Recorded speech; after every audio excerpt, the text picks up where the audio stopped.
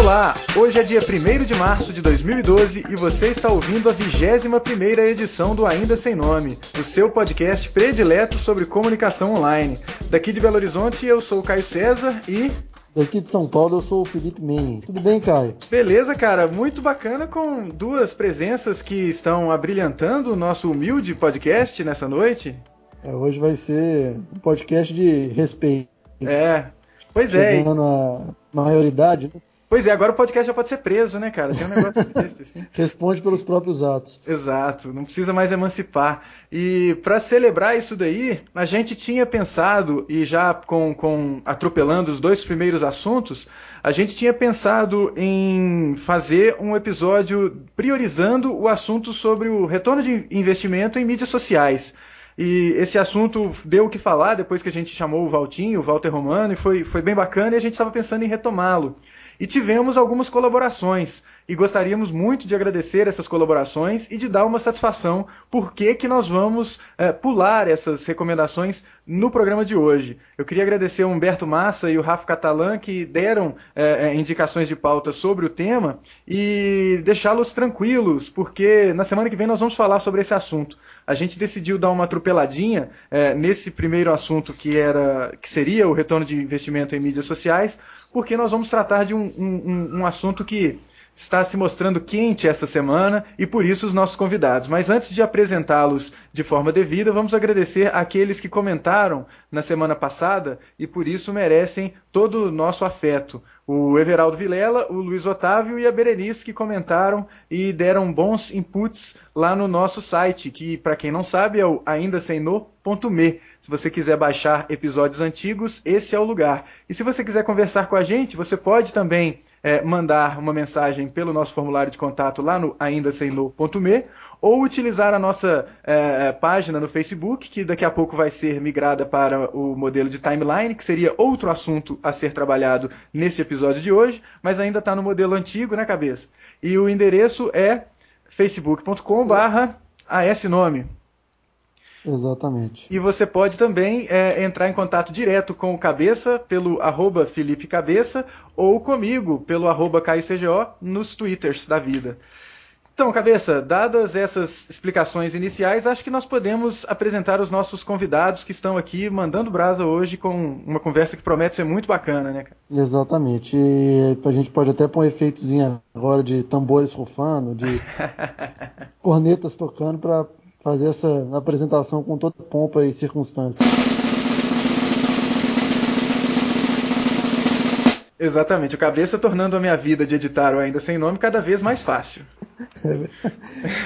Vamos aí para isso, cara. É isso aí, beleza. E, bom, sem mais delongas, né, Cabeça? Nós temos aqui um episódio que aconteceu essa semana, que foi a entrega do Prêmio Minas de Comunicação, e na sequência da entrega do Prêmio Minas de Comunicação, o Alexandre Stanislau, que já colaborou bastante aqui, já participou de uma edição do Ainda Sem Nome, fez um post no blog da Bolt, que gerou certa discussão a respeito do prêmio em si, e da categorização e tudo mais. E aí nós resolvemos chamar o Alexandre para falar sobre isso, para falar sobre o prêmio, e também chamamos o Herbert Rafael, que é também sócio e diretor, como o Alexandre é da Bolt, o Herbert Rafael, que é sócio e diretor da 3bits. Então, sejam bem-vindos, Alexandre e Herbert.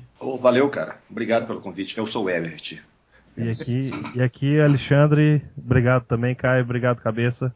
E vamos lá falar um pouquinho dessa história. Pois é, então, vamos lá, deixa eu tentar só começar a contextualização, Alexandre, aí você já pega na história aí, porque você está falando com muito mais propriedade. O post em questão no site da Bolt, no blog da Bolt, está aí nas notas desse episódio, você pode clicar e você vai acessar o post que fala da frustração do Alexandre com relação ao Prêmio Minas de Comunicação. E é um episódio que se repete, né, Alexandre? Então, explica aí, conta a história. Pois é, na verdade é interessante que a gente descobriu aqui uma coisa em comum, né? Em 2003, na verdade, eu participando do prêmio na época do festival, do Clube de Criação, e a gente inscreveu algumas peças, e dentre elas, uma peça que havia sido finalista no Festival de Londres, que é um dos festivais que eu conheço dos mais rigorosos, que chega a ter várias categorias, inclusive sem ganhadores, né, porque não acharam que deveria dar prêmio algum. Era um site de moda? Era esse? Não, era uma revista digital onde o cara escolhia o presente, a namorada via o que ele escolheu, ela escolhia o dele. Era uma troca, uma confusão de e-mail marketing junto com o banco de dados através de uma revista online. Ah, sim. Uhum. E aí, na verdade, quando a gente foi para a entrega dos prêmios, a gente tinha inscrito 13 peças naquele festival. E as 13 peças haviam sido finalistas. Até me surpreendeu isso. E quando a gente foi anunciado o Grand Prix, o que ganhou tinha sido um cartão de Natal. Uhum. Aí me assustou. Falei, como um cartão de Natal ganha de qualquer outro projeto que tenha navegação e, enfim, uma série de outros assuntos. Por mais que seja um excelente cartão de Natal, eu questionei que eu não achei correto a decisão. E, coincidentemente, isso aconteceu quase que igual agora, 9 anos depois, acontece a mesma coisa. Então, aí o que eu levanto será que está faltando critério para julgar melhor esses projetos? Então, assim, a minha discussão no post começou baseado nisso. E o interessante é que a gente conversando aqui, descobrimos que o Herbert foi o cara que fez o cartão de Natal. Então, conta aí pra gente, Herbert. Na verdade, eu sou um dos culpados dessa frustração do Alexandre, que já dura 9 anos, desde 2003, na verdade. Na verdade, essa época, em 2003, eu trabalhava em uma agência de publicidade. Na verdade, por uma outra coincidência, é a agência que esse ano ganhou novamente, que é a Solution. E naquele ano nós fizemos um cartão de Natal, que era um cartão muito bacana, tinha um texto bacana da Cris Guerra, que na época era diretora de criação, era redatora na Solution. E, bem, nossa maior surpresa é que em 2003, no Clube de Criação, ele foi escolhido como Grand Prix. E a surpresa do Alexandre em ver o cartão, eu posso garantir que foi a mesma nossa. Quando ganhou. Quando ganhou, exatamente. Assim. Enfim, eu acho que é um exemplo muito claro do que o Alexandre está falando. E aí a gente vai caminhar para algumas discussões aqui dentro, aí já vou... isso está explicado para todo mundo qual que é o contexto, né? E aí agora esse ano aconteceu, digamos, os mesmos parâmetros de escolha, podemos dizer assim, foram feitos. Existiam trabalhos muito mais complexos, que se encaixam talvez de uma maneira mais efetiva no que a gente chama de comunicação digital. E quem ganhou o Grand Prix foram alguns banners, não é isso? Também criado pela Solution. Exato. Mais uma vez, sem defender a peça que eu criei em 2003, era uma peça muito bacana, como os banners que a Solution fez são banners muito bacanas. Né, Alexandre? A gente tem que comentar que não estamos avaliando esse tipo de coisa. Nem questionando a qualidade nem da agência e nem muito menos da peça. Claro, o que a gente questiona aqui é justamente o critério usado. Exatamente. E aí a gente começou já a discutir alguns critérios aqui, né, relevantes e fazendo relações com outros tipos com outras premiações. E aí, na minha opinião, acho que o prêmio, principalmente o prêmio Minas, ele carece de uma discussão real do que é criatividade, na verdade. Na hora de... nós estamos falando de um prêmio de publicidade, não é isso? Sim. E um prêmio de publicidade, ele tem que ser baseado no quesito criatividade. Também, porque a gente está falando da categoria digital, né? Não, aí olha a minha teoria. Ele é baseado em criatividade. Só que nós, e aí relembrando aqui, eu, o Alexandre e o Caio fomos jurados da primeira etapa, não é isso? Da primeira. Exato. Isso. E como que funciona? Pessoas do mercado aqui, aproximadamente umas 10 ou 15 pessoas, aí, é mais ou menos isso, gente? Eu levanto essa informação enquanto você vai falando aí. Tá, aproximadamente, enfim, o Alexandre vai levantar esse número, votam sim ou não nas peças inscritas. Essa peça sim, essa peça não. E o sim e o não referem-se a essa peça merece ir para o shortlist. Exatamente, merece ir para o shortlist ou não. Na segunda etapa, chamam 3 jurados de mercado fora de Belo Horizonte, chamaram 3 pessoas de São Paulo, e eles vieram aqui e julgaram as peças. E aí que eles vão dar as estrelinhas, ouro, prata, bronze e Grand Prix. E foram essas pessoas do mercado de São Paulo, né? Não de Belo Horizonte, não de Minas, que escolheram, que fizeram essa hierarquização e deram essas peças como vencidoras. Correto? Isso. Correto. Na verdade, eles não vieram aqui dessa vez, eles fizeram a votação online. Exatamente.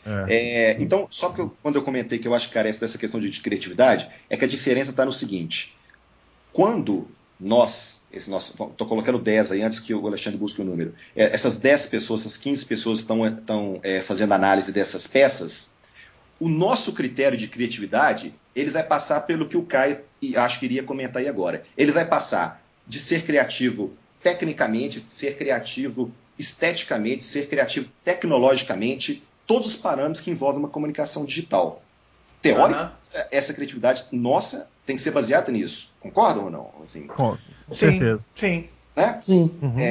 E me parece que o resultado, tendo isso como parâmetro, o resultado não demonstrou, digamos assim, esses parâmetros como nós estamos analisando. E aí volta nessa questão. O grande problema é a falta de critério, ou não ter esse critério claro de que criatividade dentro da comunicação digital é rodeado de uma série de parâmetros, ou o que está errado é simplesmente a dificuldade de votar peças totalmente distintas concorrendo entre si. Acho que essa é a discussão. Eu acho, já iniciando aí, Herbert, que algumas coisas se misturam, né? Faltou critério para fazer essa seleção. Nós que fomos jurados sabemos como é difícil a gente ter se encontrado antes para pelo menos discutir que tipo de direcionamento que vai ser dado, assim, o que você vai olhar nas peças. Isso é muito importante para que não apareçam coisas muito esdrúxulas, né? Eu acho que essas 2 primeiras questões que você colocou têm muito a ver.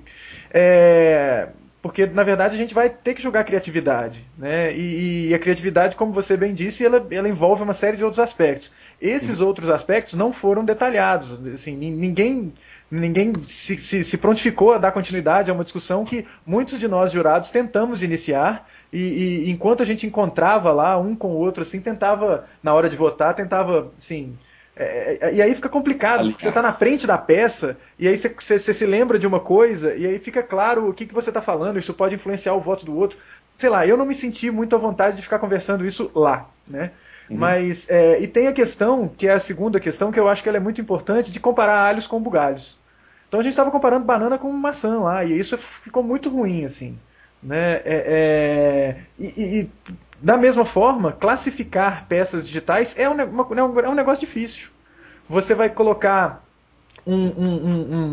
vai ter uma categoria hot site, vai ter uma categoria banner, vai ter uma categoria mídias sociais. Aí na sua categoria mídias sociais você vai colocar a página da sua empresa no Facebook, e aí essa página da empresa ela vai ser julgada sobre que critério, ou que conjunto de critérios, né? É complicado, né? Uma questão complicada. Sim, mas isso aí existe, essa dificuldade de categorização existe em qualquer prêmio. Tanto que as pessoas escrevem as mesmas peças em categorias distintas. Correto. Sim. Um exemplo, esse ano, em 2011, em Cannes, aquele site do Skunk Play, sim. Não sei se vocês viram, que era um clipe interativo, né? Um clipe interativo que você podia montar como se fosse um mixer, né? Com vários clipes. Ele não ganhou na categoria digital. Ele não ganhou na categoria digital, ele ganhou PR, sei lá, não lembro exatamente qual categoria. Ele ganhou outra categoria, não ganhou na categoria digital. E era um site, era exatamente um site. Então, tá mais na maneira como você escreve, ou você escreve o case, por exemplo, que vai encaixar numa categoria, do que a peça em si. E isso tem que ser pensado também. Mas essa categorizar tem hora que Tudo bem, um banner é um banner? Ok, um banner é um banner, só que ele pode entrar em algum outro tipo de categoria, talvez, não sei. Pois é, aí começa a misturar coisas. Se o banner te leva para uma ação que se desenrola nas mídias sociais, e aí? Você vai colocar isso como parte de uma estratégia maior de mídias sociais ou vai jogar só o banner? Mas vem, Caio, para isso a gente criou a categoria campanha. Exatamente. Foi criada essa categoria justamente para receber um conjunto de peças que são diferentes entre si, mas que compõem uma mesma comunicação. Essa categoria, na verdade, quando a gente escreveu, eu participei mais ativamente da escrita do regulamento, a gente praticamente copiou o regulamento de Cannes e adaptou para cá, porque era o mais coerente até então que eu tinha visto e achava interessante. E a gente adaptou ele para cá e lá prevê exatamente isso. Você tem categorias que você pode escrever só banners, ou tem categoria que você pode escrever mais peças que são peças de uma mesma campanha, porém peças diferentes. Ou seja, você pode ter um banner, você pode ter um anúncio, um vídeo dentro do YouTube, você pode ter um hot site, você pode ter uma página no Facebook. Todas têm a mesma estrutura, a mesma linha visual, mas não são peças idênticas, não seria a mesma peça em si. Então já foi previsto, o regulamento prevê esse tipo de coisa. No entanto... tanto que o conjunto de banners aí, ele estava nesse esquema, né? Porque era mais de um banner. Né? Isso, exatamente. Só que aí o que acontece? Jogou tudo isso num saco só e puxou um que deveria levar. O Grand Prix. A discussão é exatamente essa. Então, colocar o que, acho que, eu não lembro agora quem foi que respondeu, mas foi o João Marcos, se eu não me engano. Na verdade, o que a gente fez foi colocar, a gente estava julgando como se estivesse julgando revista e outdoor na mesma categoria. Misturou a TV, rádio, revista, outdoor e tudo numa mesma categoria digital, né? Dado a importância que a categoria tem e a peculiaridade de cada uma das peças, é injusto, né? Juntar essas coisas. Mas só lembrando, por exemplo, você citou Cannes, mas Cannes não é assim, não? Não, na verdade, sim, Cannes premia um Grand Prix, ou mais de um, né, no caso, mas a diferença de Cannes é que lá existe um direcionamento. Sim. Né? Eu sei que, por exemplo, em 2005, a peça que ganhou o Grand Prix de 2005, eu me lembro bem, porque foi a primeira vez que um vídeo para YouTube ganhou o Grand Prix de Cannes. Que é aquele free, eu esqueci agora qual é a campanha, mas foi a primeira vez que um vídeo ganhou o festival, o Cyber de Cannes. E recentemente, se eu não me engano foi em 2009, um filme feito para Philips, escrito na categoria Cyber, ganhou como melhor filme na categoria de filmes. Né? Então você tem essas coisas, mas eu acho que lá existe um certo critério, porque a gente consegue perceber e entender a mensagem que o festival quer passar, né?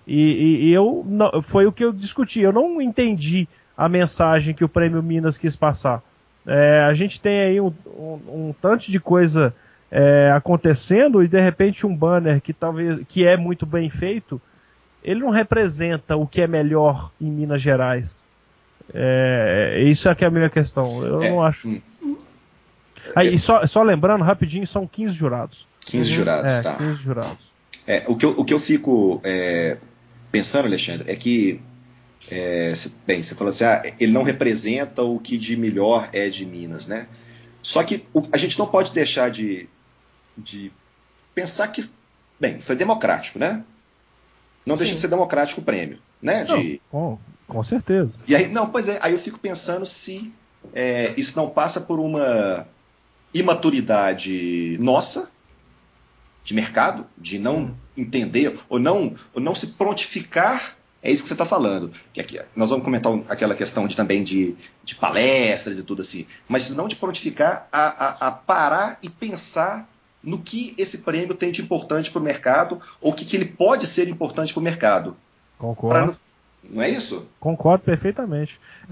Às vezes a gente não sabe o tamanho da responsabilidade que dizer que aquela peça é uma peça premiada como o melhor de Minas Gerais. Nós estamos no 4º maior estado do Brasil, se eu não me engano. E a gente tem uma representatividade muito grande economicamente e a publicidade aqui não é pequena.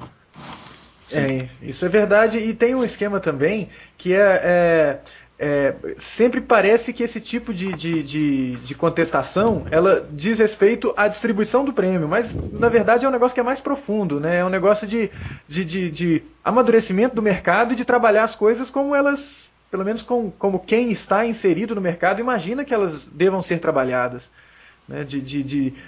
Poxa, dá a devida importância para essas peças de forma isolada, mas compreender que elas pertencem, às vezes, a categorias diferentes e devem ser, às vezes, julgadas em categorias diferentes. E com critérios diferentes para cada categoria. Exato. Você não tem, assim, o que medir, por exemplo, o que avaliar em termos de experiência no caso desses banners que ganharam. Não há o que você avaliar no que diz respeito à experiência, você está ali passivo olhando. Já aquela peça que também participou, que também foi lá, né, para ser julgada, foi inscrita da Unimed, aquela proporciona uma experiência no mínimo diferente, né? Todo mundo já sabe minha opinião com relação a ela, mas a experiência ali é diferente de você olhar um banner, né? Com certeza. Sim, mas todas elas você pode avaliar o que eu acho que foi o parâmetro básico, principalmente para os jurados externos, é literalmente avaliar a criatividade. Na criatividade, no que ela tem mais de informação publicitária, vamos dizer assim. Pois é, aí como é que você avalia a criatividade de um portal, como foi inscrito lá? Tem um portal dentro dos que foram para o shortlist. Aí o Alexandre pode dar a opinião dele e eu posso dar a minha opinião. Se eu estou analisando uma criatividade, e eu estou falando que essa criatividade minha é recheada por uma série de parâmetros, inclusive uma criatividade de planejamento, de uma boa ação, enfim, uma criatividade, como eu disse, estética e tudo assim. Uhum. Para um portal, que é um portal muito bem feito, inclusive muito bonito, eu acho, pessoalmente, eu sou designer, meu voto foi não para ele. Uhum. Porque eu acho que ele não era uma peça para ser premiada dentro de uma premiação publicitária. Entendeu como é que é difícil essa questão do parâmetro? Pois é, isso é complicado. É interessante isso aí que você falou, Herbert, porque eu comentei, vendo os comentários e depois analisando sobre o post, eu pensei nisso. Talvez o direcionamento tenha sido esteticamente, não esteticamente, mas publicitário, a mensagem publicitária. E talvez seja esse o ponto que levou a escolha dessa peça. Sim, exatamente. E como critério escolhido é um critério factível. Sim, não é isso? Concordo perfeitamente. Aí a gente volta para a nossa questão. Assim, a gente tem que discutir se esse é o melhor critério e se esse é o critério que é mais bacana para a gente entender como é que o mercado está funcionando. Né? O que a gente não pode, o que eu acho que é um erro, que a gente não pode cair, é o erro, inclusive, que já relatado e já, enfim, todo mundo já entende, o erro que o Brasil, eu estou falando, o mercado brasileiro digital, está em relação ao resto do mundo. Nós comentamos de Cannes, mais um exemplo. O Brasil, nos últimos 2 anos em Cannes, foram péssimos. Desde 2005, eu acho que o Brasil só vem sendo ruim. Principalmente na categoria Cyber. Exatamente, principalmente na categoria Cyber. E o Alexandre vai lembrar também, o Brasil sempre foi top quando esse tipo de categoria premiava muito bem o que nós estamos falando agora, a criatividade publicitária. O Brasil ganhou um monte de banner. Lembra disso? Sim, exatamente. Sim. A agência Clique foi, se não me engano, foi 2 ou 3 anos seguidos a agência do ano, baseada, quase que ganhando um monte de banner. E eram bons, realmente. Exatamente. Então, assim, quando virou um pouco a chavinha, entendeu essa comunicação digital com um nível de complexidade muito maior do que uma campanha online, né, baseada em banner, quando chegamos num nível de complexidade, o Brasil ficou para trás, a verdade é essa. Né? E eu acho que e no nível micro, de certa maneira, a nossa premiação aqui, eu acho que refletiu exatamente a mesma coisa. É o mesmo tipo eu acho que é o mesmo tipo de pensamento. Se a gente está trabalhando um parâmetro diferente, se a gente está discutindo que as peças não podem ficar no mesmo balaio de gato, eu acho que a discussão inteira tem que passar pela questão da maturidade do mercado, de como que nós estamos vendo que a comunicação digital hoje, mineira, né, está inserida nessa história toda. Eu acho que isso se refere muito a uma coisa que a gente bate na tecla aqui, que é de profissionalização do próprio mercado, né? O mercado, eu acho que essa corda que o Alexandre está puxando, de que deve existir uma premiação exclusiva das agências digitais, eu assino embaixo disso, porque as iniciativas elas são louváveis, mas elas não estão representando a realidade do mercado, elas não estão, de alguma forma, por uma razão ou outra, não estão representando. Eu me surpreendi bastante vendo aquela peça ganhando também, porque eu tava achando que ia ganhar uma das ações de mídias sociais lá. Eu falei, poxa, essa daqui é muito bacana, essa daqui é muito interessante. Eu tava imaginando que iria ganhar uma daquelas. Mas, sei lá, essa questão de às vezes não ter volume para consolidar subcategorias de forma bem independente, para você não comparar banner com hot site, esse tipo de coisa eu acho que precisa de uma espécie de, sei lá, de o próprio cartaz do evento, né, fala de um estilingue ali para dar uma alavancada na coisa, né, porque você vê, nem todas as agências digitais inscreveram peças, quer dizer que as agências não fizeram nada, nenhuma peça da qual elas se orgulham? Não, deve ter um monte de peça, então tem que descobrir o que está acontecendo aí, né? Agora, só uma pergunta, o Cabeça caiu aí, ou Cabeça? Não, o Cabeça tá vivo. Só tô como ouvinte por enquanto. Tá. Ok. Não esquece de comentar no final também, lá no podcast, lá no site. Tá, não, beleza. Eu vou deixar meu comentário no final. Mas enfim. Eu acho que essa questão são vários pontos que a gente pode discutir em cima disso. A primeira eu acho muito subjetivo julgar criatividade, ponto. Porque é igual você, fazendo uma analogia pobre, comparar, sei lá, gastronomia, ponto. Aí você vai colocar no mesmo balaio um salgado com doce e um drink. E não tem nada a ver uma coisa com a outra, entendeu? São métodos diferentes. E é o que o Herbert falou. Criatividade, você pode subdividir a criatividade, embora também não acho que seja uma solução das mais fáceis ou tranquilas de se fazer. Eu acho que o outro ponto também é o profissionalismo do mercado. Não dá a importância que o cenário atual talvez tenha. Não sei. Isso que você falou de relação a... Como é que é essa última frase que você falou? Isso que eu não entendi direito. É em relação ao mercado? A maturidade do mercado? A profissionalização do mercado e a importância dele no cenário atual, entendeu? Mais ou menos. O que eu vejo, na verdade, é que eu fico muito preocupado quando a gente começa a bater palma só por ter sido lembrado. Uhum.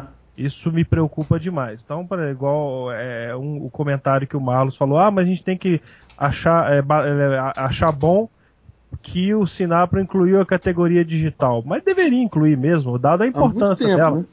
Né? Dada a importância dela no planejamento hoje em dia. Então, eu fico muito preocupado quando a gente começa a ter que louvar só por ter sido lembrado. Eu acho que a gente está tornando o nosso negócio muito pequeno. Era isso que eu queria falar, Herbert. Exatamente isso que o Alexandre falou. Então a gente tem que tomar muito cuidado, cara, porque a gente fica sendo simplesmente mais uma coisa. Tem o digital ali, põe eles aí e vamos... Volta aí qualquer coisa e tá bom demais. Então assim, eu acho que quando a gente começa a achar isso bom, tem alguma coisa errada. Eu não tô há 13 anos nessa história pra ser assim, não. Nossa senhora. O povo aqui é potente. Eu concordo com você, eu concordo. Eu só também não acho que a gente tem que analisar também a premiação como um todo. Não é isso? Assim, a gente pode estar colocando o digital no nível mais baixo ou secundário em relação às outras coisas, mas os meus amigos que trabalham em agências de publicidade, de certa maneira, muitos se sentiram da mesma maneira que você comentou no seu post, muitos se sentiram frustrados em relação às categorias deles. Concordo. Assim, muitos se sentiram frustrados. Então, acho que essa dificuldade de definição de critérios ela vale para outras categorias, apesar da nossa ser o pepino mais danado. Isso é geral, a falta de critério é geral. Quando você simplesmente vai lá e vota, é quase que instintivo você votar peça a peça e não um conjunto. Quando eu vejo que é um festival, na verdade, aquele conjunto deve representar o que é feito de melhor naquele mercado. Sim. Então, a noção de conjunto é muito importante. Quando você desmembrou e não tem critério, você não consegue fazer esse conjunto. Você vota, gostei dessa peça ou não. Aí vem o sim ou não, que é o do festival. Então, isso eu acho que é muito perigoso. Para gerar esse sentimento, não custa nada, é muito fácil. Né? Porque é simplesmente pelo gosto ou não gosto. E a gente sabe que publicidade não é só pelo gosto e não gosto, e muito menos comunicação digital. Né? Muito menos. E isso nos leva a pensar de que essa discussão é mais importante do que, inclusive, a gente se unir e fazer uma premiação própria. Concorda? Porque não adianta, como o que foi feito hoje não deixa de ser um reflexo do mercado, se a gente apenas transpor isso, pegar essas mesmas pessoas do mercado e falar assim, agora vamos fazer um prêmio da AMAD, por exemplo, ou enfim, de alguma outra história, mas eu acho que a AMAD é a mais indicada, logicamente, eu acho que a gente pode cair no mesmo erro se a gente não discutir e não tentar, como vocês comentaram, capacitar coletivamente as pessoas, incluindo nós que estamos falando aqui, a melhor maneira de como que isso possa funcionar. Pois eu concordo e desconcordo, sabe? Porque uma das coisas que o Alexandre... Novidade. Super legal, né?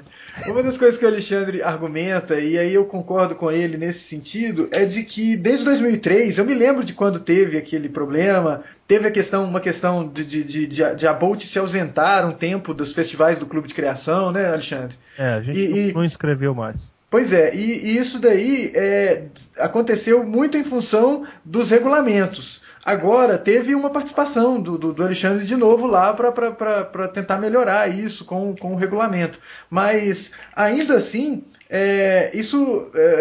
eu não sei, eu acho que o mundo digital, né, as agências mineiras que trabalham com digital, elas podem vir a ganhar mais se a entidade que as representa tiver parte nessa premiação ou ser a cabeça da premiação, porque senão a gente vai continuar uma coisa que é aquela de sermos apenas uma categoria de publicidade, e o que é muito equivocado. Sim. Caio, sobre isso, rapidinho, pra você ter uma ideia do que eu estou falando, principalmente, em 2002, quando eu fui fazer minha votação, alguns banners, não da Bolt, mas de várias outras agências, não estavam na planilha de votação. Quando eu questionei sobre isso para um dos meninos, ele falou assim, na banner para mim é de pendurar na parede. Tem que rir, né? Não, então, e eu vi isso acontecer em 2010, lá naquele Prêmio Comunica. A menina falou assim, eu não entendo disso aqui. Quem estava organizando a categoria não sabia do que estava fazendo. Então, por isso que eu acho que quando vai organizar um evento desse tipo, que é tão específico, não pode ser outra pessoa senão uma entidade que representa o setor. Que seja dentro do prêmio Minas de comunicação, mas a categoria digital tem que ser organizada pelas empresas que trabalham com digital. Da mesma forma, eu imagino que vocês dois que têm formação em design também devem pensar no que diz respeito a produtos de design. Assim, botar publicitário para julgar produto de design, você vai ter viés aí no mínimo, né? Porque o cara não tem a formação para fazer o julgamento, né? Sim, sem dúvida. Inclusive, mas o que acontece em relação à eleição, principalmente ao regulamento desse ano, é que a gente teve uma participação, e não fui só eu, né, o Ivo participou muito ativo escrevendo o regulamento, a Juliana da Lápis Raro participou também escrevendo o regulamento, inclusive foi uma sugestão dela que entrasse a categoria de campanha integrada, que já foi um avanço. No entanto, a gente conseguiu modernizar o regulamento, mas não modernizamos a forma de votar. A forma de votar parece que era uniforme, né? Em todas as categorias era sim ou não, né? Sim, todas elas são sim ou não, exatamente. Pois é, aí vai o Web, que tem, sei lá, 30 peças inscritas, querer falar que tem que mudar o jeito de votar, e o povo lá de print, que tem 3.000 peças inscritas, fala, pô, bicho, qual é, né? A gente já decidiu isso daí, então vocês ficam na sua aí, apertando o mouse aí. É mais ou menos por aí. Então, o que eu acho que quando eu falo que a gente deva, talvez a gente tenha que fazer o próprio, mas não acho que tem que se desvincular, não. Acho que a gente tem só que gerenciar o que a gente entende.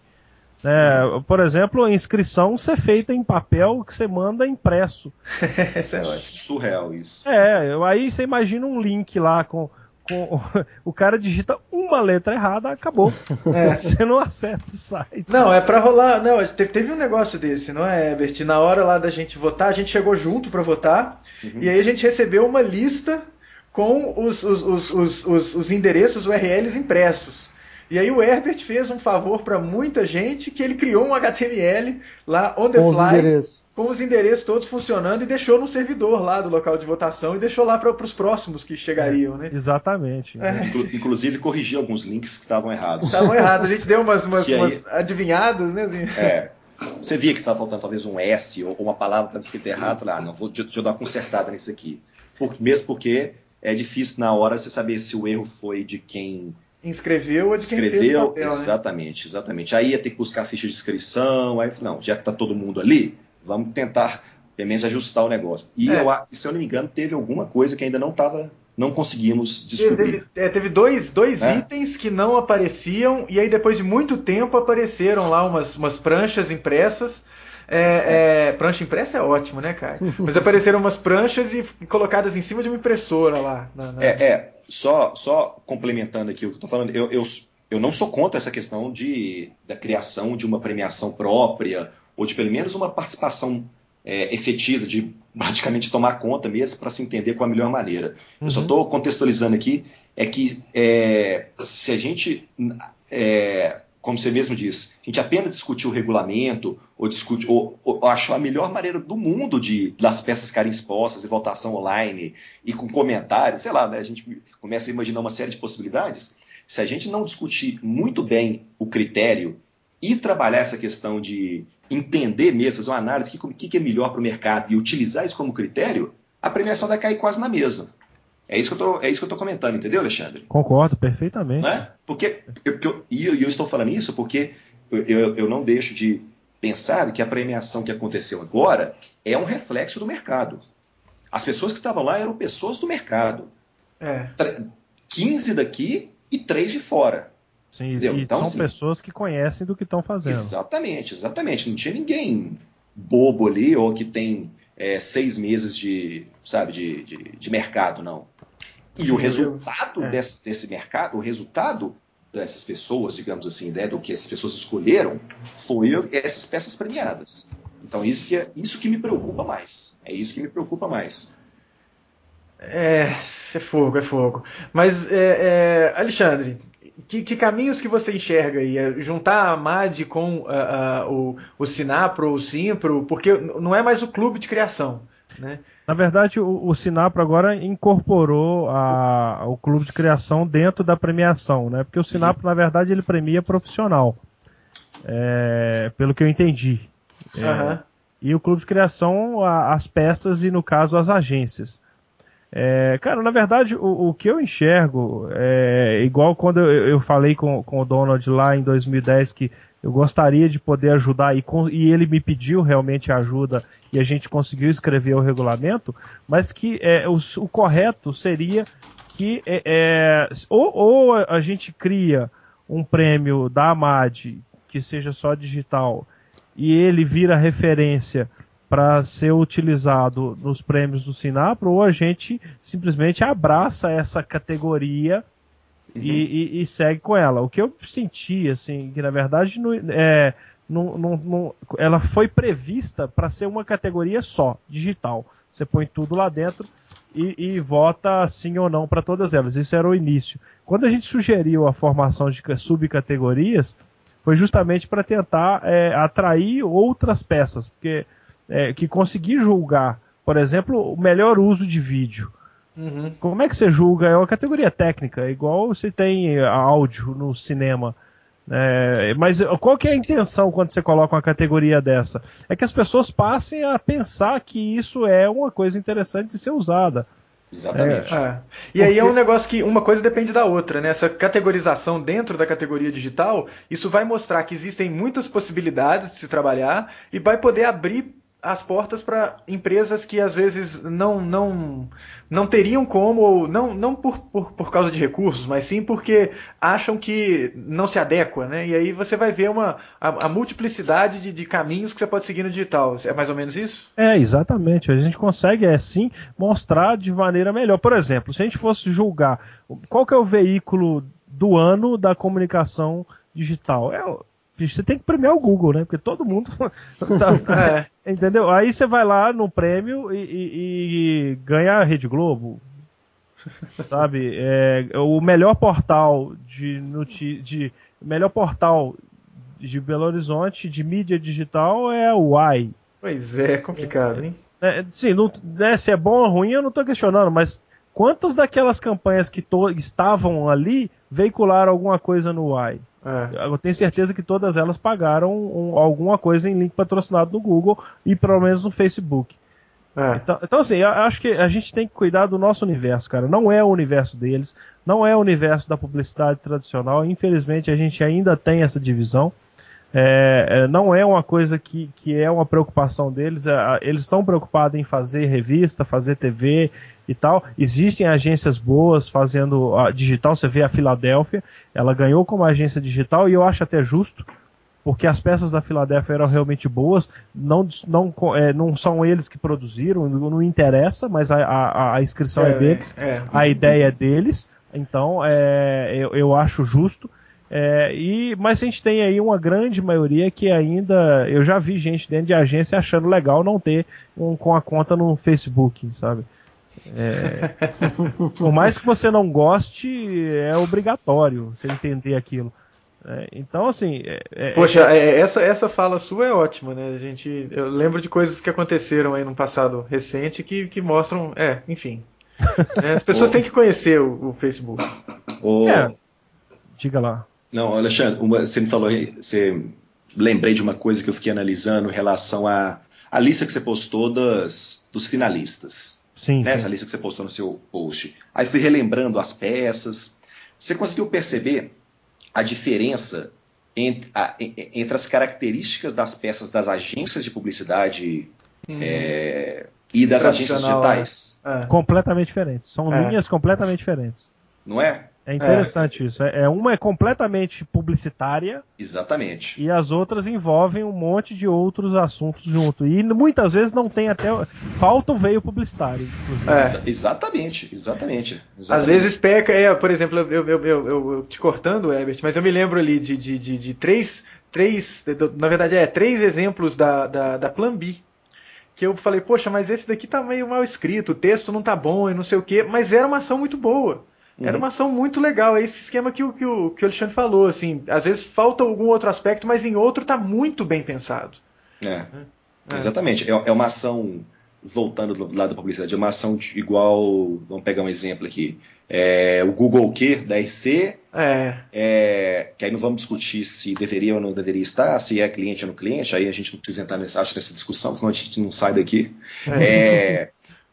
Uma que aí pessoalmente na minha opinião era a peça das mais interessantes, que era dos Notícias Relacionadas da Filadélfia, que eu acho que era uma peça bem bacana e era a minha aposta para o Grand Prix. Se eu tivesse que escolher uma peça ali, talvez essa seria também uma das que eu daria minhas fichas nela. Ela seria uma das que eu colocaria lá. Exatamente.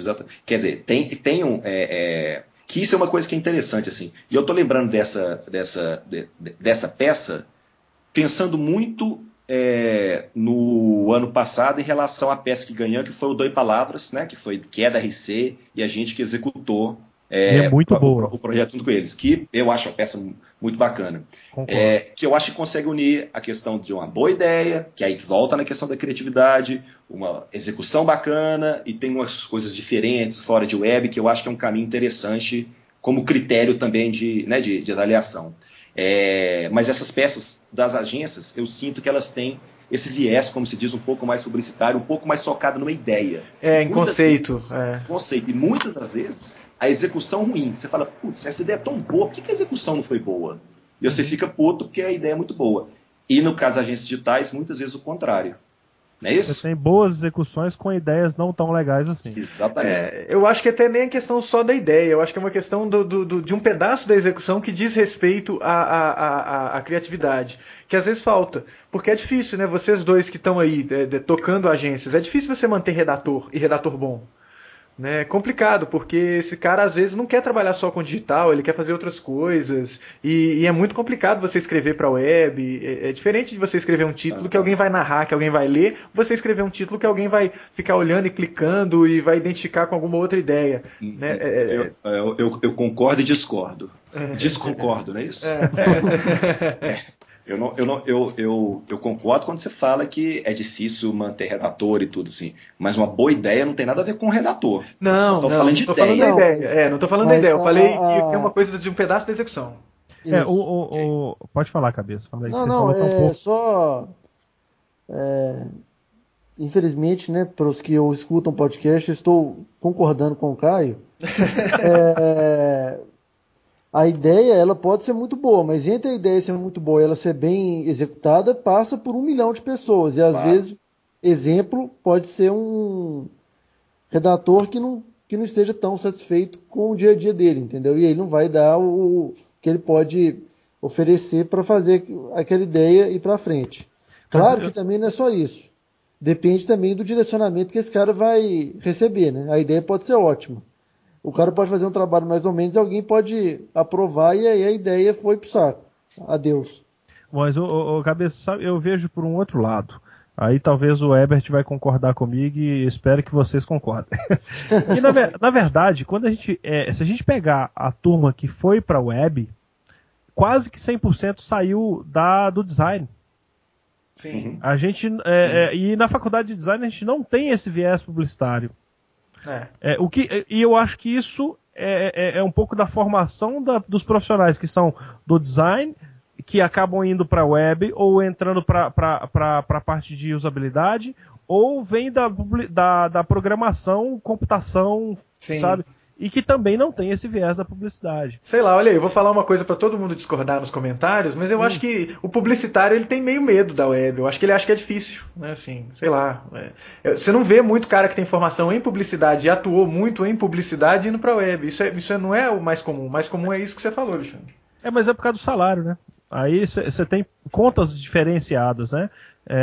Aí eu acho que aí pode ser questão de valor, de glamour e tal, e influencia, não sei, mas os publicitários que comentem e expliquem esse motivo, mas eu não vejo isso acontecer, talvez por causa do tamanho do bolo. Alexandre, mas, desculpa, em meu caso, por exemplo, que saí do jornalismo e fui para a web. Tem isso também, eu vejo isso acontecendo muito agora na rede social. Eu acho que é um espaço que o jornalista tá encontrando, na verdade. No seu caso, você é bem anterior a isso. Eu sou da internet roots, cara. Exatamente. Exatamente. Acho que todo mundo aqui é da BBS aí. Tipo. Mas eu não sei, eu sinto isso, eu vejo que sempre que eu converso, eu sinto essa falta. E eu vejo isso acontecendo em alguns outros locais. A agência Clique consegue unir bem isso, essa questão. Os escritórios fora daqui conseguem, fora do Brasil no caso, conseguem unir isso de maneira fantástica, e a gente ainda está precisando encontrar esse caminho, que talvez seja isso que esteja diferenciando as coisas aqui. E eu vejo isso muito acontecer. Quando a gente atende a agência, cara, a gente vê muito isso. Às vezes os caras têm uma ideia e a ideia é boa, mas até o direcionamento de continuidade dado pela agência não é legal. E a gente percebe isso quando a gente vai atender. E aí se a gente conseguisse trabalhar mais em conjunto, talvez a gente criaria coisas mais interessantes. Você acha que, Alexandre, isso daí se atribui a um papel de subordinado das agências digitais? Elas são chamadas pelas agências de publicidade tradicional, como uma produtora de vídeo é chamada para fazer um VT, para fazer um filme? Eles chamam as agências digitais, e no caso das produtoras de TV e de cinema, elas não dão muito, a não ser pela cabeça ali do diretor, que já está escolhido quando é escrito o roteiro, mas não dá muito pitaco criativo, né? Será que é por isso que a gente tem esse reflexo que vem assim depois de vários passos acontecer numa premiação como essa? Assim, as agências, é o esquema que acontece lá que você narrou da Filadélfia, né? Que não foi a Filadélfia que fez as peças, foi alguém ou uma equipe que a Filadélfia contratou e que fez as peças. Ela teve uma ideia excelente. Sim, contratou... e alguém foi lá e executou. Pois eu acho que seria legal essas coisas aparecerem e essa empresa que fez colocar o nome dela, fala, poxa, fui eu que fiz isso daí, tudo bem que foi para Filadélfia, mas fui eu. Com cinema é assim, né? O próprio caso da Brócolis aí mostra, a Brócolis não trabalha sozinha atendendo o cliente, ela atende o cliente via agência. Sim. Né? Mas eu não sei, eu fico olhando que às vezes tudo parece girar em torno de uma questão que é do amadurecimento do mercado digital. Ele precisa se colocar mais, assim, as agências, as empresas precisam se colocar mais de maneira que não fique subordinado a outras coisas. Eu acho que parceria é muito legal, mas subordinação não, porque o web não é parte de publicidade, é tudo a mesma coisa. Né? Só para... Bem, eu acho que eu posso dar o meu testemunho por estar por ser diretor de uma agência digital que atende agências, agências de comunicação, vamos dizer. É difícil, você não consegue mais saber o que é, né, dar nome para essas coisas. E o Alexandre também faz a mesma coisa. Assim. Eu acho que essa questão da subordinação em relação à agência está muito relacionado à postura que a agência digital tem em relação à agência. E o tanto que ela está disposta a abrir mão por grana, por uma série de coisas, para se subordinar ou não. Mas a subordinação ela é identificada, não é uma coisa da minha cabeça? Muitas vezes sim. Muitas vezes sim o quê? É da minha cabeça? Não. Muitas vezes existe uma subordinação sim. Eu não acho que vou dar um exemplo aqui, esse que nós já comentamos, por exemplo, quando nós estamos trabalhando em parceria com a RC, quando nós temos o Doi Palavras. Imagine que 70% dos projetos que chegam via agência para 3 bits chegam dessa maneira. Chega quase como um briefing, com uma ideia, e muitas vezes uma puta de uma ideia, como por exemplo o Doi Palavras, chega com uma ideia e a gente chega e fala assim, isso aqui pode ficar mais bacana se for dessa maneira, já pensaram que vocês podem colocar esse tipo de outra coisa. Não existe uma subordinação total. Mesmo porque, se eles forem procurar uma subordinação, eles não vão contratar a Bolt, não vão contratar a 3 bits. Mais fácil eles contratar um freela, colocar lá dentro, que vai executar exatamente como eles querem. Exatamente, é o que eu acho também. Não é? Acho que da mesma maneira. Assim, eles não vão chegar lá na Bolt e falar assim, cara, programa esse negócio aqui para mim. Não vão, ué. É desperdiçar dinheiro, é desperdiçar conhecimento, é a mesma coisa, acontece a mesma coisa lá na 3 bits. Eu acho que tem níveis e níveis para serem analisados aí. Entendeu? Agora o caminhão parou aí na porta. Caminhão de lixo, recolhendo o lixo do Caio aí. Eu concordo com essa posição. Assim, a gente já trabalhou com bastante agência e geralmente é igual o Herbert comentou. Chega assim uma ideia e a gente faz uma cocriação. Dificilmente a coisa chega assim, é assim. E quando isso acontece, geralmente não é com a gente que ele vai tratar. Ele vai tratar igual algumas empresas têm feito, colocando gente dentro dela lá para produzir. Contrata um cara e põe ele para produzir, ou se não, abre o seu escritório digital, o que a gente já viu acontecer em São Paulo e diz acontecer. Abriram e acabaram a maioria fechando, porque não era interessante. Eu acho que a gente está nesse meio do processo aqui em Minas Gerais. E aí, só retomando para a questão da premiação, né, já que nós estamos caminhando aí para Mas parece que é comum isso no podcast, né? Total. Pois é. Mas só alinhavando uma coisa com a outra. E aí, nesse caso, Alexandre, como é que a gente fica quando existe uma cocriação em relação à premiação? Né? Assim, eu acho que... Vamos dar um exemplo aí. Na ficha técnica, na hora que uma agência vai escrever, ela vai colocar como produtora, ela vai colocar agência e agência digital no mesmo patamar. Você acha que isso é uma negociação? O diretor de criação da agência assina a peça junto com o diretor de criação da produtora? Pois cara, eu acho que isso aí é uma negociação, é um bate-papo que tem que rolar. Como vai ser a ficha dessa história? Eu acho que quem tá digitando aí que tá... Pelo amor de Deus. Esse não sou eu. É o cabeça, então. Mas tava bem grave, era o cabeça. Mas eu vejo assim, eu acho que na verdade essa discussão de quem vai levar o nome pela peça, eu acho que é uma negociação. Eu acho que aí cada um age da maneira que achar mais correta. Não sei, o que vocês acham?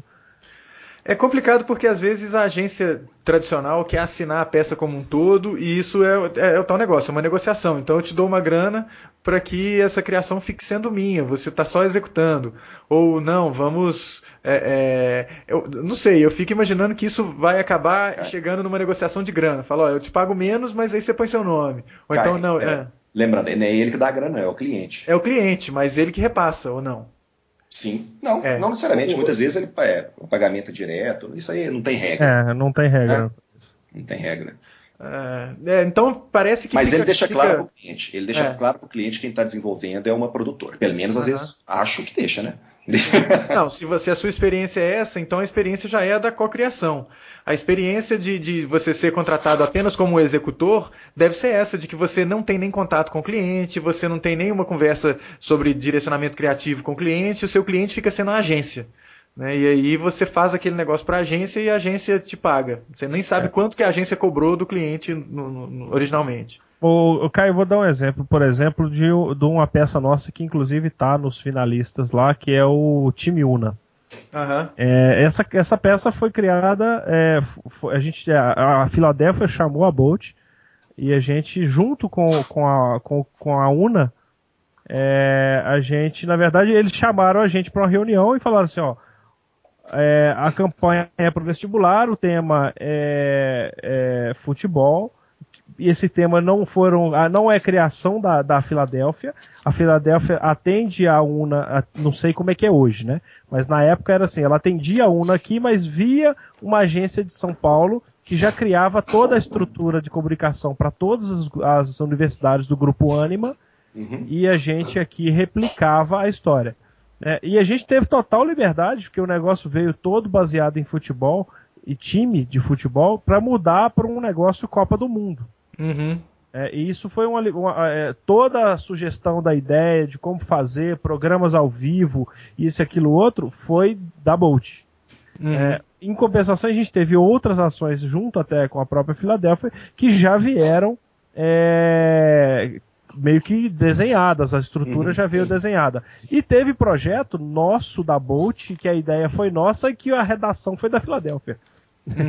Então, assim, a gente chamou o redator da Filadélfia para fazer pra gente uma redação de um projeto, que esse projeto acabou não ficando pronto, não foi ao ar. Mas, assim, justamente, já entrando num assunto que a gente falou, porque a gente queria um viés publicitário que a gente não estava achando. A gente teve a ideia era boa, o conceito era bom, porém faltava o publicidade da história. E aí a gente chamou uma agência de publicidade para trabalhar com a gente nesse caso. Então, assim, esses formatos aí, eles são bem flexíveis. Eu acho que e quem assina, na verdade, aí é uma negociação. Igual, por exemplo, o dia que a gente fez o site da FUMEC, por exemplo, e a arquitetura e a teste de usabilidade, toda a parte de design centrado no usuário foi da Latitude. Isso tem que constar lá na ficha técnica desse projeto. E assim vai. Agora é uma negociação. Já vi casos de agência pedir para omitir. Mas não quero que você apareça. Então você vai ser só uma produtora e não vai participar. O que talvez não seja, não sei, né, para essa profissionalização, talvez esse não seja o caminho mais legal, né? Agora, mas isso só para fechar esse assunto, isso diz respeito também ao cliente, né? Assim, o cliente é da agência e aí demandou a agência esse trabalho, ele vai gerenciar isso. Ele pode falar assim, a agência fala assim, não, eu não quero trabalhar, eu não sei fazer isso e vou passar para a agência digital. Esse cliente pode passar a ter, a agência digital pode passar a ser também uma agência desse cliente. E aí tem uma parceria talvez um pouco mais efetiva. Eu acho que depende muito também de quem que é o dono do cliente, né, nesse sentido. Concordo. A gente atendeu o Diamond Mall por 6 anos junto com a DNA. Então a gente sempre teve uma cocriação nesse caso. E era bem claro, tudo que for digital a gente inscreve e tudo que for não digital eles inscrevem. Isso era bem claro na época. Então acho que é um bate-papo aí, igual você falou, o cliente, na verdade, ele era cliente da DNA e era cliente da Bolt. Na verdade, a gente não entrou via DNA e assim continuou durante 6 anos e foi sem problemas nenhum. Então varia muito, aí é muito da forma de acertar, isso não segue uma regra, um padrão. E só para polemizar aqui, para deixar para o próximo podcast, porque senão a gente também não vai sair, e que vocês acham que o caminho, na verdade, essa equiparação, teoricamente, a briga vai ser mais forte. Porque, de certa maneira, alguém está tirando verba do outro. Hoje não é muito sentido, porque imagino que a verba de um seja muito maior que a do outro e a mordida é fraca. Na medida que começa a equiparar, aí essa cocriação pode ficar uma coisa mais tensa. Concorda? E imagino que às vezes aconteça um esquema de montar núcleos web dentro das agências. Coisa que eu, na minha opinião aqui, vejo que funciona muito pouco às vezes. Né? Assim, é difícil fazer funcionar. Né? Quem consegue fazer funcionar tem trabalho. Ou fusões, como a Tom e a SAP fizeram agora. Fusões operacionais, né? Não sei exatamente qual o termo se pode ser chamado de fusão. Né? Eu questiono até essa questão, porque enquanto você é agência, você diz comunicação digital, eu posso trabalhar para qualquer agência. De repente, quando eu me fundo com uma agência específica, eu acabo virando braço dessa agência. Braço dessa agência e tendo só aquele cliente. Então uma faca de 2 gumes aí que você tem que saber muito bem se posicionar. É complicado, sabe? Mas eu vejo, na verdade, eu sempre acreditei que dentro das agências deveriam ter pessoas que entendem do digital. Não necessariamente precisaria executar. E essas pessoas que entendem o digital deveriam trabalhar em cocriação com as empresas que vivem essa história. Exato. É como o cara de RTV, ele trabalha junto com as produtoras de cinema e de vídeo. É como o cara de mídia dentro da agência trabalha junto com as emissoras e os veículos. Eu acho que tinha que ter um cara de mídia digital, porque o processo ele é muito mais complexo.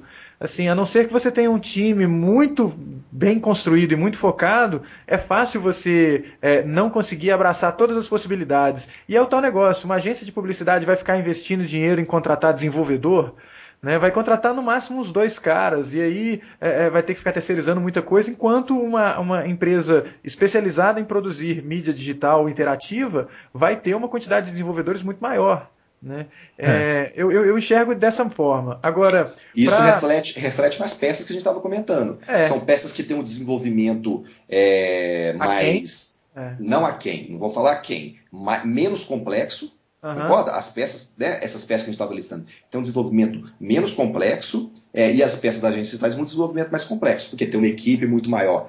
O que em Minas, por exemplo, não se aplica totalmente, porque tem agências como a Lápis Raro, por exemplo, que tem quase 20 pessoas no departamento de web hoje, que é maior do que 80% das agências digitais aqui. Exatamente. Então, né, então algumas coisas não se aplicam, quer dizer, tem uma capacidade produtiva muito boa para se equiparar a qualquer agência digital. Eu acho que o pepino nessa história aí, que você comparou com produtora de vídeo e tudo, é que se a agência de publicidade hoje tivesse a consciência ou a certeza de que ter uma produtora de vídeo dentro, ela ia ser financeiramente interessante para ela, ela teria. Posso te garantir. Já tiveram. Exatamente. No passado foi assim. Quantas vezes eu já não vi ilha de Betacam encostada em agência? Exatamente. As agências antigas todas tinham isso. E aí, será que vai acontecer a mesma coisa com web? Quem está montando departamento, será que vai existir esse mesmo processo? É uma coisa que a gente vai ver daqui a alguns anos, se vai acontecer ou não. Tá. Agora, só para quase terminar, eu queria que vocês comentassem uma coisa. Revendo a lista das peças inscritas lá no post da Bolt, que o Alexandre fez, é notório que algumas dessas postagens, dessas inscrições, vêm com uma contextualização, uma explicação, uma descrição das peças, e outras são só o link. Eu me sinto atrapalhado na hora de fazer o julgamento como jurado quando aparecem umas coisas assim. Vem um negócio que é só o link e outro que vem com uma contextualização, falando qual que era a motivação, por que foi feito assim, assado, um texto defendendo a coisa. Vocês notaram isso ou isso não faz diferença? Isso até foi quando foi feito o primeiro regulamento. Ele, na verdade, ele pedia que a peça não tivesse qualquer tipo de defesa. Isso vem muito da publicidade tradicional, onde você vê o anúncio. E uma vez eu não lembro quem falou isso, mas foi um figurão da publicidade brasileira que falou: tá, mas o anúncio não vai com você junto. Ele tem que se explicar sozinho. E então isso veio dessa coisa. Então não podia ter nada.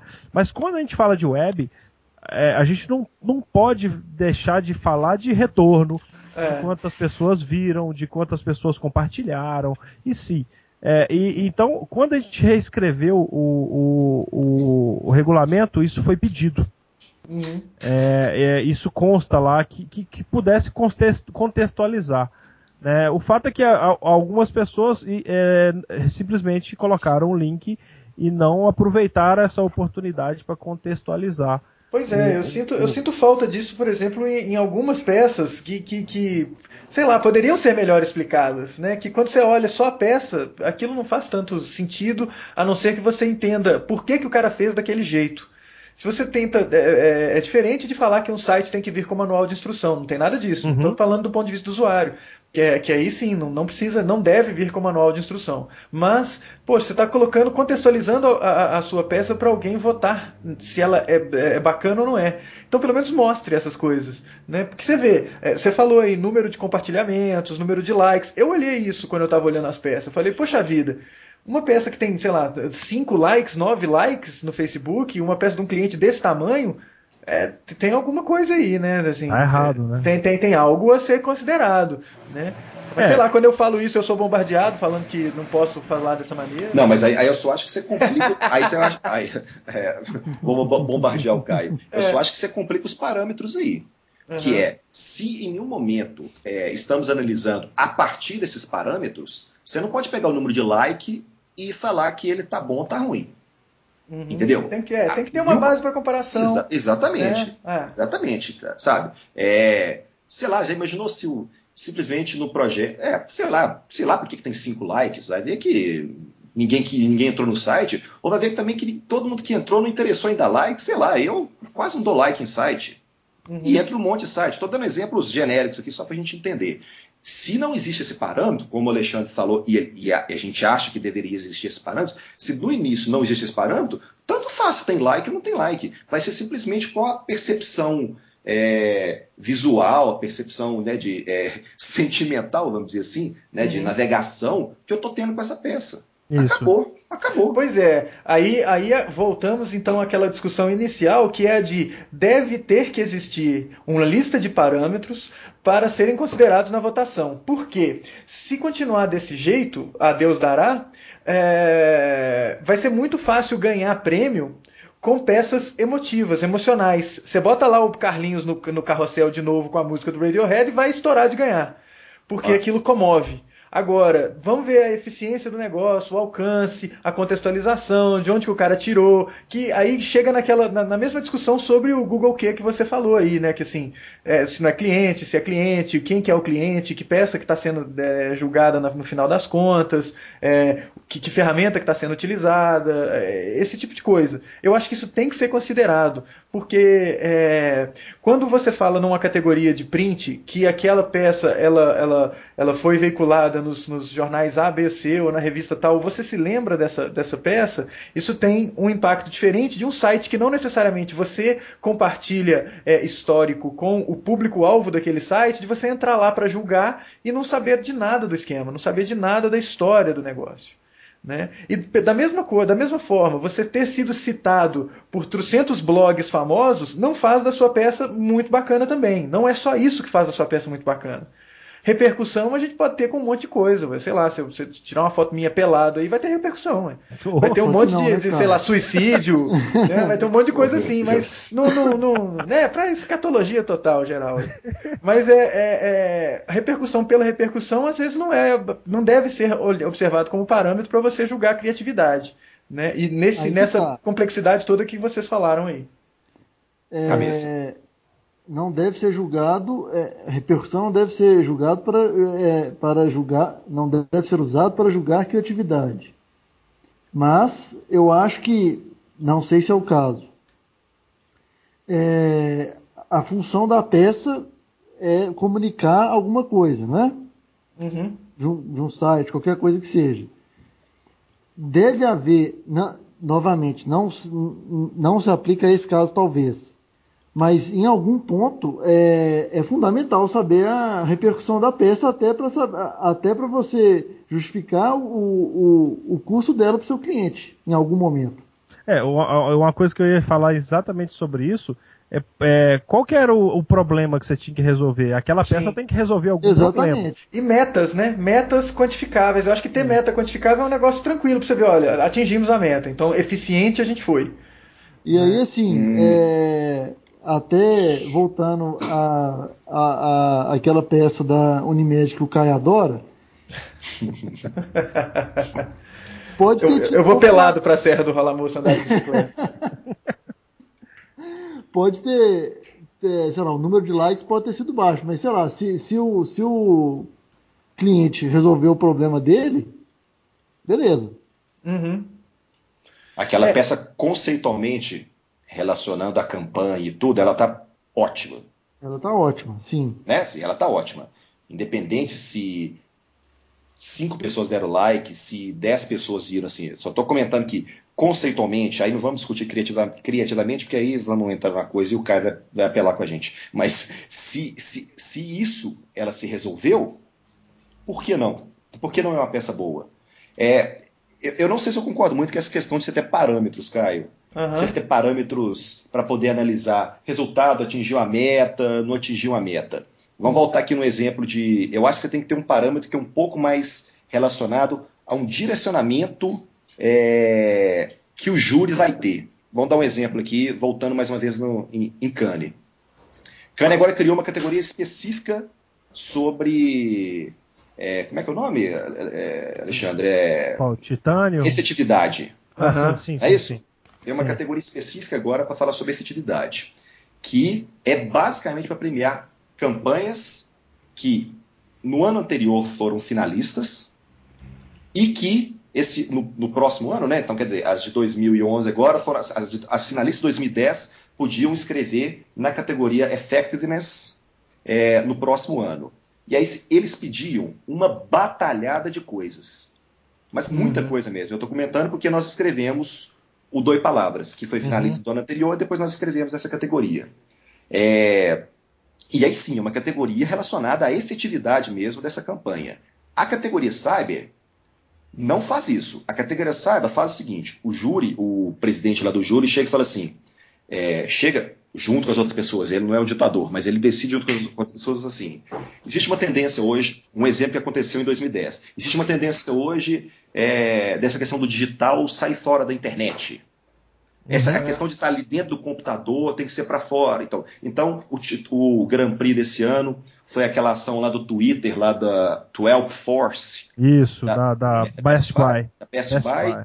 E aquela campanha da Nike que as pessoas tweetavam e tinha uma máquina que ia escrevendo no asfalto. No asfalto durante a corrida. A volta da França, Tour de France. Volta da Tour de France, exatamente. Quer dizer, eram campanhas que saíam da internet, já que o 12 Force era voltado para o cara que estava com dificuldade na loja, esse escrevia uma coisa no chão. Se eu não me engano, foram essas duas que foram premiadas nesse ano. O 12 Force, na verdade, o cara mandava uma dúvida no Twitter e alguém da Best Buy respondia. Exatamente. E qualquer dúvida era respondida em segundos. Exatamente. E aí um monte de finalistas eram focadas nessa questão de fora da internet, como que o digital agora ele enfim, está em todo lugar e tal. Aquilo que eu falei, só te cortando rapidinho, o júri, ele cria o que eu quero mostrar do momento que estamos no digital. Então ele senta e define, cara, nós vamos premiar esse tipo de linha. É igual vou fazer uma exposição do Van Gogh. Eu vou pegar qual fase do Van Gogh? Essa fase. E aí a gente vai falar disso. Eu acho que olhando para frente, detalhe, né? Isso, olhando para frente. O que isso vai impactar lá na frente? Porque ele sabe da responsabilidade. Exato. Ele sabe a responsabilidade que é o prêmio. E eu acho que aí talvez a gente não está vendo a nossa responsabilidade enquanto mercado mineiro. Não sou eu que estou digitando. É o Caio. Sou eu. Quando é mais agudo, é o Caio. Parece uma máquina de datilografia, né? Das antigas. Né? Poxa vida, eu tenho tanto orgulho da minha velocidade aqui, mas enfim. Pois é, mas em que consenso que a gente chega? Ou a gente não chega em consenso para fechar aqui a coisa? O que você acha, Herbert? Chegar em consenso é chato, né? Não tem muito sentido de chegar num consenso aqui. E eu tenho certeza que nenhum dos dois quer chegar em consenso comigo, né? Isso é condição básica. Eu não posso também. Exatamente. Assim, eu tenho 15 anos que eu não chego nesse consenso com o Caio, não vai ser num podcast Você vai conseguir. de 2 horas que eu vou chegar nisso. Não, na verdade o consenso é que o desabafo, vamos dizer assim, né, do Alexandre ali, eu entendo esse desabafo como um reflexo da falta de maturidade do mercado. Isso para mim é muito claro. E detalhe, eu estou inserido nesse mercado, o Alexandre está inserido nesse mercado, vocês estão inseridos nesse mercado, todo mundo está inserido. E essa falta de maturidade, diz respeito, eu acho que é exatamente o que o Alexandre falou. Talvez uma certa apatia, de não parar e começar a pensar da questão mais efetiva das coisas. Peraí, o que isso aqui diz respeito para a gente? Sabe, a gente está num mercado que é um mercado importante e o nosso tipo de trabalho é muito forte dentro desse mercado. Então, peraí, vamos olhar com mais calma para a gente e vamos tentar alinhar as coisas para a gente não ter, para não ficar uma coisa ruim, a gente não ter que ficar discutindo essa coisa após uma coisa que aconteceu que nós não concordamos, ou que, enfim, ficou frustrante para algumas pessoas. Essa é a minha visão dessa... não é um consenso, mas detectar que o que aconteceu foi um reflexo da imaturidade do mercado. Eu vou deixar você falar por último, Alexandre, porque o negócio foi todo motivado por causa do seu post, né? Então eu vou mais ou menos na onda do Herbert. Eu acho que o seu desabafo ele tem... O seu desabafo ele tem um precedente muito importante. Tem um negócio que deve ser discutido ali, porque isso respinga para o cliente na hora de uma agência argumentar para vender alguma coisa. E um banner não explica um projeto web, então isso deve ser considerado. Eu acho que é muito bacana da sua parte você ter colocado isso no blog da empresa. Porque, querendo ou não, você como sócio da empresa tem um direcionamento seu nas ações da empresa, e isso tem que ser mostrado, e eu valorizo isso muito. Eu acho que Um cliente que tá afim de alguém que faz algum tipo de reflexão, e você deixa claro no texto que você não está fazendo mimimi por causa do prêmio, né? Você está falando, poxa, embora tenha sido um negócio em que todos os jurados participaram em maior ou menor grau na elaboração lá você, a Juliana, o Ivo, da elaboração do edital e do regulamento, depois do negócio terminado, foi detectado um problema. Falou, poxa, acabamos colocando banana com laranja, isso não foi legal. Né? Então, eu acho que essa declaração vindo na página da Bolt, eu acho que isso é muito bacana, isso deve ser valorizado. Assim, eu tenho, por motivos óbvios, né, eu tenho uma posição muito confortável porque eu não estou ligado a nenhuma agência de poder falar de cliente, igual eu falo da Unimed. Poxa, eu não tenho nada contra a Lápis Raro. Mas essas campanhas da Unimed eu acho fracas, não acho legais, eu acho todas parecidas e, sei lá, uma opinião do Caio. Eu, cliente da Unimed, eu não me vejo representado por aquelas bocinhas novas lá. Mas isso vindo de mim, que está totalmente fora e alheio de agência, é uma coisa. Agora, não que tenha o mesmo peso e que seja no mesmo nível da argumentação, né? Essa minha reclamação, esse meu rant aqui e a sua colocação. Mas colocar isso na boca de uma empresa, pelo site dela, eu acho que merece um destaque. Eu acho que isso é muito bacana. E detecta uma coisa que o Ebert falou, que é a falta de maturidade. Eu acho que a gente precisa trabalhar essa maturidade, e é um negócio que a gente bate nessa tecla desde o primeiro, ainda sem nome. Né? E tomara que algum dia mude. O fato é que eu tenho uma coisa que eu às vezes penso e eu falo. E às vezes isso fica chato, assim. Às vezes as pessoas falam, pô, o cara só reclama. Aí então, na verdade não é, cara. É porque eu quero que as coisas melhorem, né? E o tempo todo eu fiz assim. A coisa que eu gostei, principalmente com relação ao resultado desse post, foi que as discussões que geraram nos comentários foram fantásticas. Tivemos, teve 2 casos só que o L. Lopes falou que não necessariamente os jurados deveriam concordar comigo perfeitamente, graças a Deus, né? E um cara que entrou dando parabéns para a Solution, que não contribuiu em nada, na verdade. Mas o que eu mais achei legal foi a posição de cada uma das pessoas que participou de alguma maneira daquele post. Assim. Isso eu acho que foi o mais valioso dessa história, mais até do que eu ter postado. E eu vou te falar, eu devo ter demorado umas 2 horas para tomar a decisão de apertar o publicar. Exatamente. Mas aí eu falei, não, deixa eu publicar e vou dormir, amanhã eu vejo o que deu. Mas eu acho que o resultado da história valeu, assim, foi legal a discussão. Eu acho que daqui o que não pode acontecer é acomodar de novo. Isso aconteceu em 2010.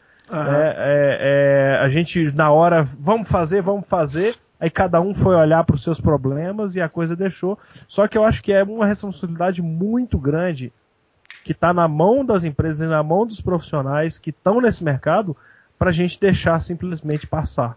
E para tocar o mercado, né, gente? Acho que todo mundo tem que sacar que, menor ou maior, as empresas elas têm um impacto, as ações delas têm um impacto no mercado e elas têm um papel importante. Eu acho que faz parte desse papel discutir esse tipo de coisa.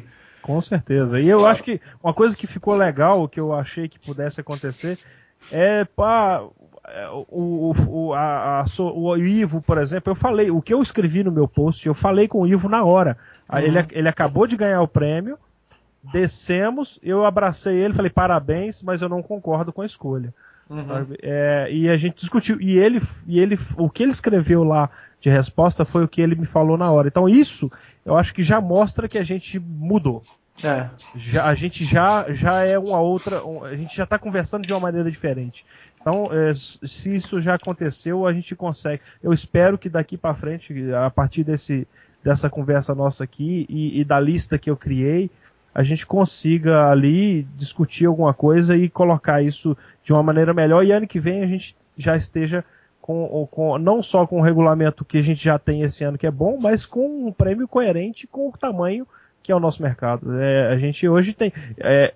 eu não lembro, há 3 anos atrás a gente não tinha iniciativa que envolvia comércio eletrônico, não tinha, as agências digitais praticamente não tinham nenhum retorno em mídia, né? E hoje a gente já começa a ver, a gente tem clientes lá que investem 270 mil mês, e não só em mídia, mas boa parte desse valor em mídia, pô.